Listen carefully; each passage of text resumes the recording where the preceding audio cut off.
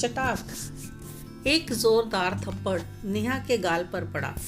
हैरान रह गई थी नेहा कि अचानक इसे क्या हुआ जो मेरे मुंह पर थप्पड़ मारा, और वह जोर से चिल्लाकर बोली, भाभी तुम्हारा दिमाग तो ठीक है। नेहा के चिल्लाने की आवाज़ सुनते ही शेखर और उसकी माँ दोनों नेहा के पास आए और पूछा कि क्या हुआ, ये आवाज़ कैसी थी और नेहा क्यों चिल्लाई। नेहा बोली, भाभी से पूछिए मुझे थप्पड़ क्यों मारा। इतना सुनते ही कि नेहा को भाभी ने थप्पड़ मारा, एक थप्पड़ शेखर ने भी अपनी पत्नी मिताली के मुंह पर दे मारा और नेहा की माँ जो पास खड़ी हुई थी, एक थप्पड़ उसने भी मिताली को लगा दिया। अब मिताली हैरान थी। सास उमा ने दहाड़ कर कहा, तुम्हारी हिम्मत कैसे हुई मेरी बेटी पर हाथ उठाने की? आज तक मैंने अपनी बेटी पर कभी हाथ नहीं उठाया, तो तू कौन होती है उस पर हाथ उठाने वाली? जैसे ही शेखर और उमा दोनों ने मिताली को थप्पड़ लगाया, उसी वक्त योगराज नेहा के पिता घर में दाखिल हुए। वे भी अपनी पत्नी उमा और अपने बेटे शेखर पर गुस्सा होकर बोले, क्या हुआ, क्यों मारा बहू को? उमा बोली, अपनी बहू से पूछो कि उसने नेहा को थप्पड़ क्यों मारा, मेरी बेटी का क्या दोष था।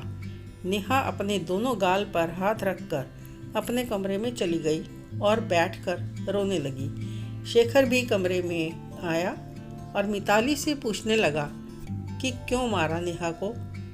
तुम्हें कुछ तो समझ होनी चाहिए कि जवान लड़की पर इस तरह से हाथ नहीं उठाते।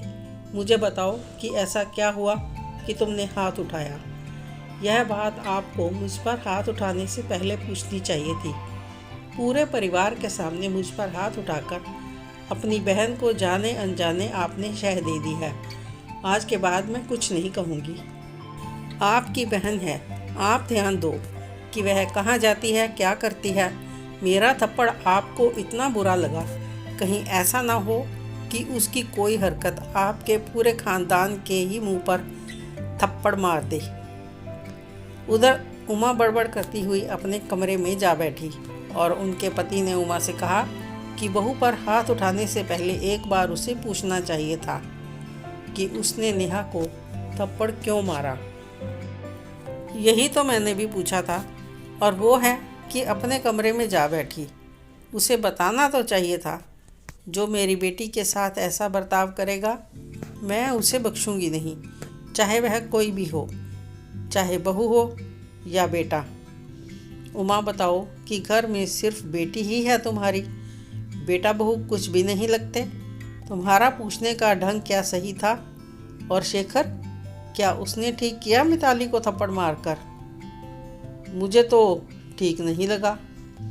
11 साल हो गए हैं मिताली को इस घर में बहू बनकर आए, और वह जान छिड़कती है ननद पर। और आज अगर उसने ऐसा कुछ किया है तो ज़रूर कुछ बात होगी। बहू पर हाथ उठाकर कहीं ना कहीं अपनी बेटी को शह दे दी है तुमने। जाओ और जाकर बहू से बात करो कि क्या हुआ था। कहीं ऐसा ना हो कि बहू घर के मामलों में चुप्पी साध ले, तो वह अपने घर के लिए अच्छा नहीं होगा। उमा देवी अपनी बहू मिताली के कमरे में गई, जहां शेखर उसे पूछे जा रहा था कि आखिर हुआ क्या था, लेकिन वह चुप थी और रोए जा रही थी। उमा देवी ने आकर मिताली के सिर पर हाथ रखा और कहा, बताओ तो सही, क्या किया है नेहा ने? मैं अपनी गलती के लिए तुमसे माफ़ी मांगती हूँ। मिताली ने अपने आंसू पोंछे और बोली, माँ जी, मैं जब इस घर में आई थी तब नेहा 13 साल की थी। मैंने हमेशा उसे अपनी बेटी की तरह माना है। बहुत प्यार करती हूँ उसे मैं, अपने बच्चों की तरह। पिछले कुछ दिनों से उसे देख रही हूँ कि कभी तो कॉलेज से बंक मारती है और कभी पढ़ने के बहाने फ्रेंड्स के घर जाती है, तो मूवी देखने चली जाती है, और कभी कोई होटल या रेस्टोरेंट में पार्टी के लिए जा रही है। और मुझे ऑफिस में कोई आकर बताता है तो मुझे बुरा लगता है। 1-2 बार मैंने खुद उसे किसी लड़के के साथ देखा है, और मैंने पूछा भी था कि वह पढ़ाई में ध्यान ना देकर क्या कर रही है। तो कोई बहाना बनाकर मुझे चुप कर दिया और आज सुबह आपसे कह कर गई थी कि शाम को फ्रेंड के घर से पढ़ाई करके लौटेगी। तो जब मैं ऑफिस से आ रही थी तो मेरी एक फ्रेंड का फ़ोन आया कि उसने नेहा को सिनेमा हॉल से किसी लड़के के साथ बाहर आते देखा है। मैं जानती थी कि वह नहीं मानेगी, तो मैंने उसे वीडियो कॉल किया और मैंने कई स्क्रीनशॉट्स लिए ताकि वह मुकर ना सके। मैं ऑफिस से घर आ गई और मुझे गुस्सा आ रहा था। जैसे ही नेहा आई मैंने उसे थप्पड़ मार दिया, यह सोचकर कि बेटी की तरह प्यार किया है, इतना तो अधिकार है मुझे कि उसे कुछ कह दूं, क्योंकि मैं पूरे सबूत के साथ घर आई थी। मुझे क्या पता था कि सब मुझ पर उल्टा पड़ेगा। अगर आप कहो तो मैं आपको स्क्रीनशॉट्स दिखा सकती हूँ। शेखर ने कहा, कोई ज़रूरत नहीं है, मैं जाकर नेहा से खुद किसी तरीके से बात करता हूँ। शेखर और माँ दोनों नेहा के कमरे में जाने लगे तो नेहा की आवाज़ सुनकर कमरे के बाहर रुक गए। वह किसी से बात कर रही थी। तो मैं क्या बताऊँ रोहित, आज तो बाल बाल बची। पता नहीं भाभी को कैसे पता चला।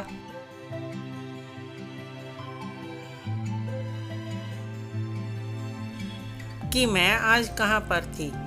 पता है, जैसे ही मैं घर में घुसी भाभी ने मुझे थप्पड़ मारा, लेकिन वह थप्पड़ उल्टा भाभी पर ही पड़ा।